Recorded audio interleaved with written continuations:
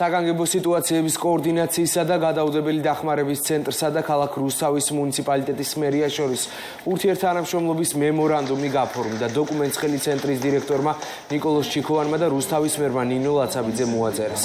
თანამშრომლობის მიზანია რუსთავის საბავშვო ბაღების გაერთიანებისა და სარეაბილიტაციო განმავითარებელი ცენტრი კესანეს თანამშრომელთა გადამზადება. ავაფორმეთ მემორანდუმი ქალაქ რუსთავის მერიასა და საგანგებო სიტუაციების კოორდინაციისა და გადაუდებელი დახმარების ცენტრს შორის.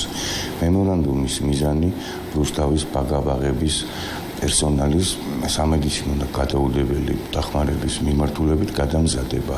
ეს არის პროექტი, რომელთაც ჩვენ შევძლებთ 7-მდე ჩვენი საბავშვო ბაღის თანამშრომლების გადამზადებას და მათთვის ახალი უნარების მიცემას განსაკუთრებით გადაუდებელი პირველადი დახმარების მიმართულებით.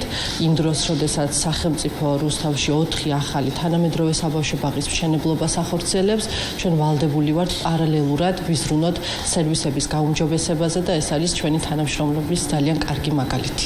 იმ პირობებში, როდესაც სახელმწიფო ძალიან დიდ ფინანსურ და მატერიალურ რესურსებს ხარჯავს და ხდება ძალიან ბევრი სკოლის, ძალიან ბევრი ბაღის რეაბილიტაცია, გამონაკლისი არის რუსთავი არის, რუსთავშიც გვაქვს ჩვენ რამოდენიმე ბაღის მიმდინარე რეაბილიტაციის პროცესი.